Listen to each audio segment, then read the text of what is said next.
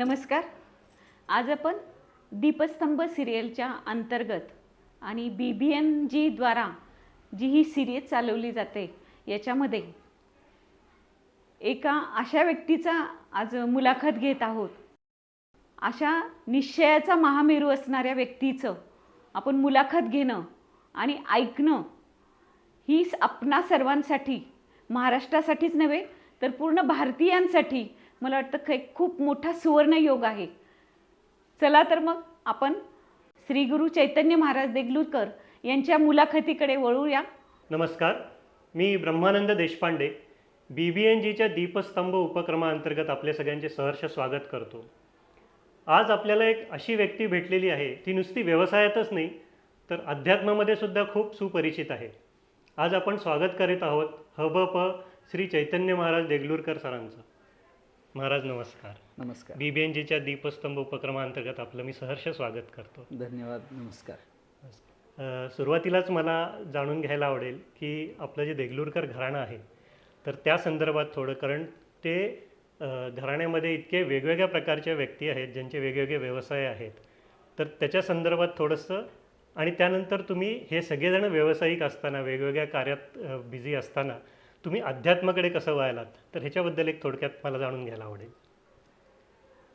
नमस्कार. सगळ्यात पहिल्यांदा मी BBNGच्या दीपस्तंभ उपक्रमाअंतर्गत चालू असणाऱ्या या मुलाखतीकरता आपण मला बोलावलं याबद्दल खूप मनापासून धन्यवाद देतो. तसं जर पाहिलं तर मी स्वतः व्यावसायिक नाही. मी जे कीर्तन प्रवचन करतो त्याचा व्यवसाय करायची परवानगी माझा संप्रदाय मला देत नाही. परंतु माझं घराणं, माझ्या परिवारामध्ये व्यावसायिक मंडळी खूप आहेत. मुळात आमचं जे घराणं आहे, जे आमचे मूळ पुरुष आहेत ते सद्गुरू श्री गुंडा महाराज देगलूरकर हे मूळचे सराफ. अच्छा. त्यांच्या आधीपासून सराफी आमच्या घराण्यात आहे. पण ती सराफी चालू असताना, त्यांचा पिंड जरी आध्यात्मिक असला तरी ती सराफी चालू असताना अशा काही घटना त्यांच्या जीवनामध्ये घडल्या की त्यामध्ये भगवंतानी त्यांना वेगळ्या रूपामध्ये दर्शन दिलं. त्या दर्शनातून त्यांना त्या व्यवसायाबद्दल वैराग्य उत्पन्न झालं आणि त्यानंतर त्या व्यवसायाचा त्याग करून त्यांनी संपूर्णतः आपलं जीवन हे भगवत सेवेमध्ये समर्पित करून दिलं. तिथून आमचा आध्यात्मिक पिंड खऱ्या अर्थाने आमच्या परंपरेचा, आमच्या घराण्याचा मूळ आध्यात्मिक विचार हा तिथून सुरू झाला. परंतु नंतरच्या काळात सगळ्यांनीच आध्यात्मिक असलं पाहिजे, पण सगळ्यांनीच अध्यात्म तशा अर्थाने समाजाभिमुख रूपानं केलं पाहिजे अशी काही अपेक्षा तशाही एखाद्या मोठ्या कुटुंबाकडून नसते. म्हणून आमच्यातली काही मंडळी वेगवेगळ्या व्यवसायामध्ये उतरली, पण उतरली तरी त्यांचा पिंड मात्र अध्यात्माचा राहिला, त्यांच्या भूमिका आध्यात्मिक राहिल्या, त्यांची वृत्ती आध्यात्मिक राहिली. त्यामुळे आज माझ्या घरामध्ये माझे वडील बंधू तीर्थस्वरूप चंद्रशेखर महाराज, मी, माझे धाकटे बंधू हरिभक्तीपरायण गुरुराज महाराज, आम्ही कीर्तन, किंवा आमचे अजून एक बंधू आहेत हरिभक्तीपरायण शरदचंद्र महाराज, आम्ही कीर्तन प्रवचनं करतो. परंतु आमच्या घराण्यामध्ये व्यवसायही मोठ्या प्रमाणात आहे. म्हणजे माझ्या वडिलांनी अनेक व्यवसाय केलेले आहेत. एक सुपारीचा व्यवसाय केला आहे, एक तिखटाच्या पुडीचा व्यवसाय केला, म्हणजे तिखट तयार करून विकणे हा व्यवसाय केला आहे. माझ्या एका काकांनी खडूचा उद्योग त्यावेळेला सुरू केला होता. माझे एक काका अजूनही त्यांची सॉमिल आहे. माझे काही भाऊ वेगवेगळ्या क्षेत्रामध्ये त्यांचा व्यवसाय करत आहेत. असं अनेक आहेत. पण आमच्याकडे अजून तरी परत सराफी सुरू नाही झाली. एकदा जी मूळ गुंडा महाराजांनी संपवली त्याच्यानंतर सराफीत आमच्यापैकी कोणी उतरलं नाही. परंतु आमचं घराणं गुंडा महाराजांपासून आध्यात्मिक घराणं म्हणूनच जास्त प्रकर्षानं ओळखलं जातं. आणि त्याच्यानंतरच्या काळामध्ये जी आमच्या परंपरेमध्ये जी मोठी मंडळी होऊन गेली त्यांनी आमचा संप्रदाय, ही परंपरा वृद्धिंगत करण्याचं काम केलं. त्यानंतर माझे आजोबा पूज्य तीर्थस्वरूप धुंडा महाराज यांचं नाव महाराष्ट्राच्या बाहेर आणि देशाच्याही बाहेर ज्या रूपानं गेलं, त्यामध्ये या घराण्याकडे बघण्याची एक वेगळी भूमिका समाजाची निर्माण झाली. आणि देगलूरकर हे नाव ऐकल्यानंतर आजही पहिल्यांदा लोक त्यांचं नाव घेतात किंवा तुम्ही धार्मिक आहात, आध्यात्मिक आहात, पारमार्थिक आहात अशाच भूमिकेतून आमच्याकडे कोणाकडेही पाहतात. त्यामुळं माझी परंपरा ही व्यावसायिक आणि आध्यात्मिक अशा दोन्हीही आहे. परंतु त्या दोन्हीचा अत्यंत सुंदर मिलाप केवळ ज्ञानेश्वरी, गाथा, आदी संत वाङ्मय यांच्या अभ्यासानं आणि उपासनेनं आमच्या घरात झालेलं आहे हे निश्चित आहे. छान सर. मला पुढं आपल्याला हे विचारायला आवडेल की व्यवसाय, प्रपंच आणि अध्यात्म तसं म्हटलं तर हे तिन्ही इंडिव्हिज्युअल पण आहेत आणि क्लब पण करता येतात. पण बरेच वेळेला असं होतं की व्यवसाय करणाऱ्या लोकांना अध्यात्म हे खूप काहीतरी वेगळं वाटतं किंवा ठीक आहे आपल्याला त्याला वेळ आहे भरपूर, ते नंतर करत बसूया आपण. पण व्यवसाय आणि प्रपंच किंवा व्यवसाय आणि अध्यात्म तर ह्यांची सांगड कशी घातलेली आहे? घातलेली आहे असं तयार आपल्याला कुठे मिळणार नाही, पण ती विचाराने घालावी लागते. मुळात हे आहे की आपला व्यवसाय, आपला प्रपंच आणि आपलं अध्यात्म या तीन गोष्टी जरी स्वतंत्र दिसत असल्या तरी त्या स्वतंत्र नाही आहेत. त्यांचं एकमेकांचा त्यांचा काही बंध आहे. सगळ्यात महत्त्वाचा हा विचार आहे की अध्यात्म ना तुमच्या प्रपंचाला विरोध करतं ना तुमच्या व्यवसायाला विरोध करतं. अध्यात्माने कुठेही असं सांगितलं नाही की तुम्ही व्यवसाय सोडा आणि फक्त काही अध्यात्म करत राहा किंवा तुमचा प्रपंचही सोडून द्या आणि अध्यात्म करत राहा, असं कोणी सांगितलं नाही. आणि तशा अर्थाने म्हणाल तर कुठल्या व्यवसायाचाही अध्यात्माचं आणि त्या व्यवसायाचं वैर आहे असंही कुठे दिसत नाही. कारण कोणताही व्यवसाय करणारा हा आध्यात्मिक असू शकतो. व्यवसाय ही एक गरज आहे, अध्यात्म हा स्वभाव आहे. गरज आणि स्वभाव या दोन्ही गोष्टी जेव्हा एकत्रित येतात तेव्हा तुमच्या व्यवसायाचा, तुमचा प्रपंचाचा आणि तुमच्या अध्यात्माचा असा एक सम्मिलित विचार आपल्या ठिकाणी निर्माण होऊ शकतो. माझा स्वभाव काय आहे हे पहिल्यांदा पाहिलं पाहिजे. आपण ज्या अर्थाने स्वभाव शब्द वापरतो तशा अर्थाने तो परमार्थात किंवा भगवद्गीतेत, ज्ञानेश्वरीत त्या अर्थाने अगदीच वरवरच्या अर्थाने वापरला गेलेला नाही. मुळात कोणत्याही व्यक्तीची धाव ही सुखाकडे असते, नित्य सुखाकडे असते आणि त्या नित्य सुखाच्या अपेक्षेने तो जे करत राहतो त्याच्यामध्ये जर तो अविचारानं करत राहिला तर त्याचं सुख टिकत नाही आणि जर तो विचारानं करत राहिला तर ते सुख सातत्यानं टिकतं.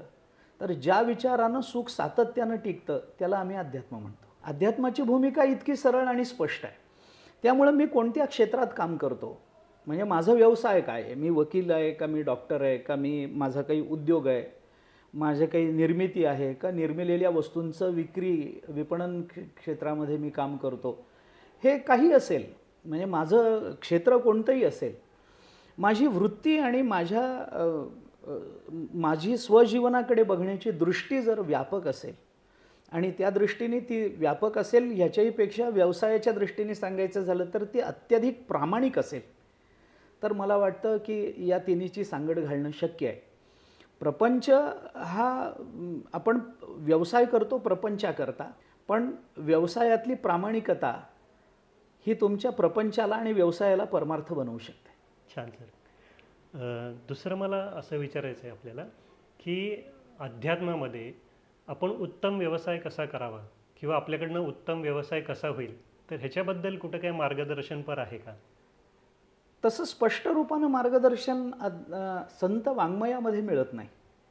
परंतु जोडोनिया धन उत्तम व्यवहारे, उदास विचारे वेचकरी यासारखी काही प्रमाणं किंवा ज्ञानेश्वरीतही कर्मयोगाचा विचार मांडत असताना केलेला विस्तार हा निश्चित आपल्या व्यावसायिक जीवनाच्या यशस्वीतेकरता उपयुक्त ठरणारा आहे, हे नक्की आहे.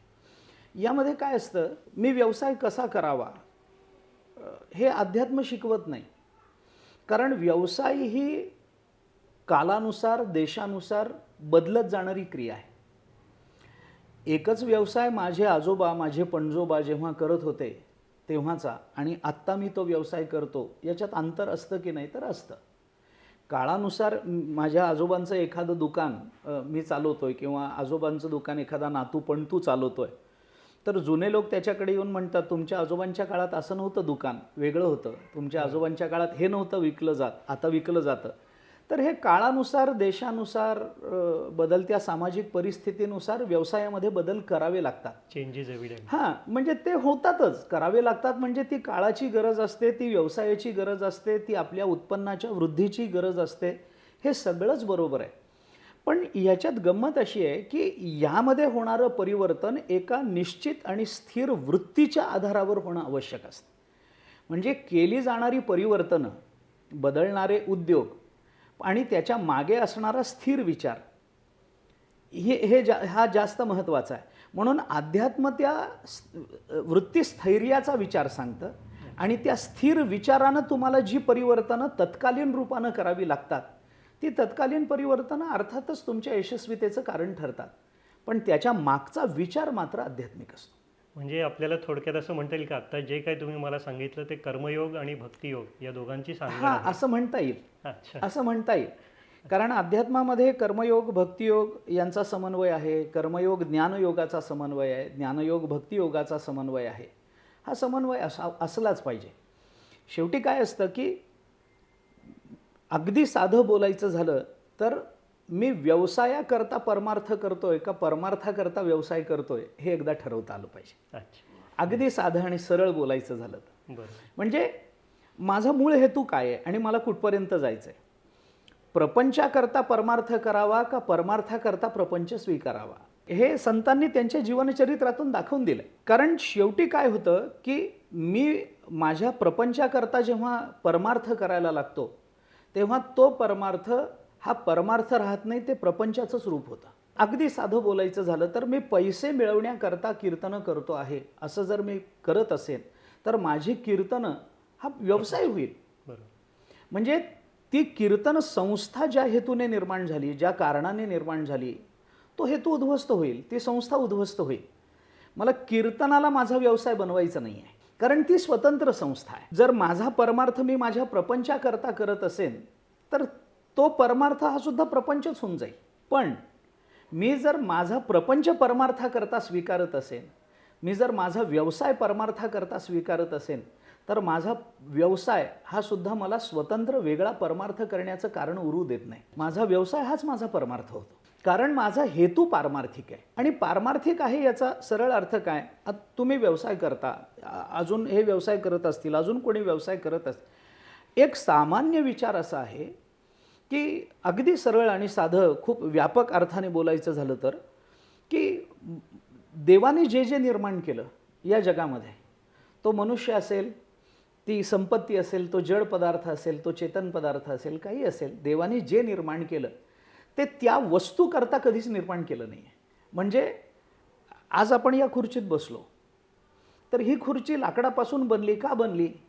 तर खुर्चीनं खुर्चीत बसावी म्हणून बनली नाही, ती खुर्चीपेक्षा भिन्न व्यक्तीनं त्या खुर्चीत बसावं म्हणून बनली आहे. पलंग पलंगाकरता बनला नाही, तर पलंगापेक्षा वेगळं कुणीतरी येऊन त्यावर झोपावं, त्याला विश्रांती मिळावं म्हणून पलंगाची निर्मिती झाली. अगदी साध्या साध्या गोष्टीपासून तुम्ही पहा. मग असं जर असेल तर देवाने मला माणूस बनवलं आणि देवाने माझ्या हातात काही व्यवसाय दिला, तर तो व्यवसाय सुद्धा मी केवळ व्यवसाय करून माझं पोट भरावं एवढ्याकरता दिलेला नाही, तर त्या व्यवसायातून मला इतरांना काहीतरी मदत करता यावी याकरता तो व्यवसाय दिला. आजही आपण मोठमोठ्या कंपनीजमधून हे पाहतो आहोत की खूप मोठा ज्यांचा टर्नओव्हर आहे, खूप मोठा उद्योग ते करतात, अशा मंडळींना सुद्धा आज ही आवश्यकता वाटायला लागली ना की काहीतरी आपल्याही उत्पन्नातून आपण सोशल वेलफेअर फंड बाजूला काढून ठेवावा आणि मग त्याच्यातून काही करता येईल. हा विचार आपल्याकडे फार पूर्वीपासून आहे. म्हणून आपल्या शास्त्राने आपल्याला हे सांगितलं आहे की वर्षभरामध्ये आपण जेवढा उद्योग करतो, जेवढी कमाई करतो, त्याच्यातले 10% हे आपण समाजाकरता बाजूला ठेवले पाहिजेत. देवाकरता म्हणलं असेल, नाव देवाचं असेल, नाव अध्यात्माचं असेल, पण त्याच्यातून साधायचं काय आहे? तर समाजहित साधायचं आहे. त्याच्यातून आपण गरीब विद्यार्थ्यांना मदत करणं अपेक्षित आहे. त्याच्यातून आपण एखाद्या भग्न झालेल्या मंदिराला पुन्हा जीर्णोद्धार करणं मंदिराचा हे अपेक्षित आहे. एखाद्या गरीब माणसाला वस्त्र देणं अपेक्षित आहे. ज्याच्या करता त्या जीवनाची प्रगती होत राहील, उन्नयन होत राहील, त्याकरता म्हणून आपल्या संपत्तीतला काही वाटा. असं नाही आहे की तुम्ही तुमच्या कुटुंबाला पूर्ण उपाशी ठेवा आणि लोकांना मदत करा, तर तेही अध्यात्म नाही आहे. की मी माझं सगळंच लोकांना देऊन टाकतोय आणि माझी मुलं मात्र भीक मागत खातायत, हेही अध्यात्म नाही आहे. म्हणून ते हे सांगून ठेवलं की 10% ठेवा, हरकत नाही. 90% आपला प्रपंच आहे, आपल्या मुलांचं भविष्य आहे, पत्नीचं काही आहे, आपल्या आईवडिलांचं काही आहे, आपल्या आपले भाऊ भावंड वगैरे जे आपल्या मागे राहिली असतील तर त्यांना हात धरून पुढं आणण्याकरता म्हणून असेल, काही असेल. पण ते 90% आपल्याकरता ठेवायला सांगितलं, पण 10% तरी 10% म्हणजे थोडा का होईना. तुकाराम महाराजांचं एक वचन तर असं आपल्याला आश्चर्य वाटेल की तुकाराम महाराजांनी म्हटलंय, नका घालू दूध जयामध्ये सार, ताकाचे उपकार तरी करा. क्या बात. तुम्ही ज्याच्यामध्ये दूध आहे ते नका देऊ लोकांना, ज्याच्यामध्ये लोणी आहे ते दूध नका देऊ लोकांना. पण निदान ते सगळं लोणी काढून घेतल्यानंतर जे सार म्हणजे जे काही ताक शिल्लक राहतं असार रूपानं, निदान ते ताक तरी लोकांना, ज्याची तुम्हाला गरज नाही ते तरी लोकांना देण्याची वृत्ती आपल्या अंतःकरणात असली पाहिजे. ही एक भूमिका जर व्यवसायामध्ये दिसत असेल आणि जर आपल्या व्यवसायामधून खरंच आपण असा काही थोडासा भाग बाजूला काढून त्या निमित्तानं समाज उपयोगी काही कामं करत असू, समाजातल्या अडलेल्या नडलेल्या आपल्याच भावंडांना काही मदत करत असू, तर मला वाटतं तेही अध्यात्माचंच रूप आहे.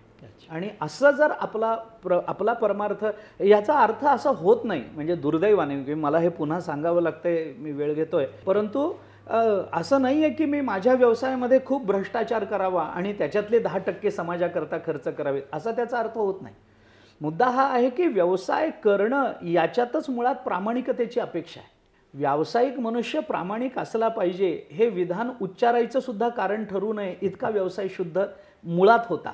त्यामध्ये नंतर तुमच्या अर्थात मी 10 रुपयाची वस्तू घेऊन 10 रुपयाला विकत असेल तर तो व्यवसाय नक्की नाही. मला 10 रुपयाची वस्तू घेऊन 12 रुपयाला विकली पाहिजे, तरच माझा उद्योग चालणार आहे, तरच मला त्याच्यातून काहीतरी फायदा आहे. आणि कुठलाच फायदा नसताना काहीतरी क्रिया करणं याला व्यवसाय म्हणत नाहीत. बुडीत खाती जाणं हा व्यवसाय नाही. म्हणजे अगदी सरळ सरळ व्यावहारिक अर्थाने जरी आपण बघितलं तर, पण आपल्या व्यवसायाचा आपल्याला परमार्थ करता येतो फक्त त्याच्यामध्ये काही आपल्या आध्यात्मिक गुणांची आपल्याला जी आवश्यकता असते.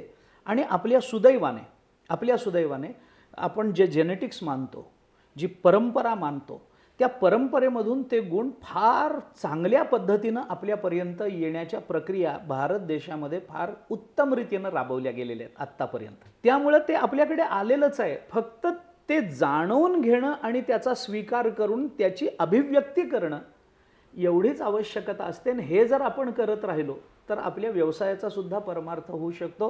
गोरोबा काकांचा उद्योग मडकी बनवण्याचा होता, नरहरी सोनारांचा उद्योग सोनं चांदी दागिने बनवण्याचा होता, सज्जन कसाई मांस विकत असत, कबीर महाराज शेले विणून विकत असत. हा व्यवसाय नाही का? मग हा कसाही असेल, तो कोणता आहे हा मुद्दा कधीच येत नाही. पण स्वतःच्या उदरनिर्वाहाकरता त्यांनी जे काही माध्यम स्वीकारलं होतं त्या माध्यमाचंच त्यांनी अध्यात्म बनवलं ना, मग हा आदर्श आमच्या डोळ्यासमोर असलाच पाहिजे. नक्कीच. मित्र हो, BBNGच्या या दीपस्तंभ उपक्रमाअंतर्गत आज आपण चैतन्य महाराज देगलूरकरांची मुलाखत घेत आहोत. त्याच्यामध्ये ते प्रत्येक आपल्या प्रश्नावरती विस्तृतपणे माहिती देत आहेत. आपल्याला अजून निश्चितच ऐकायचं आहे, तर आपण ही 2 भागात करीत आहोत. तर हा आपला पहिला पार्ट राहील आणि मला आशा आहे की नक्की आपण दुसऱ्या पार्टसाठी ही मुलाखत यूट्यूबवरती नक्की बघाल. नुसतं एवढंच नाही तर तुम्ही लाईक आणि सबस्क्राईब पण जरूर करा. धन्यवाद. भेटूया पुढच्या भागामध्ये.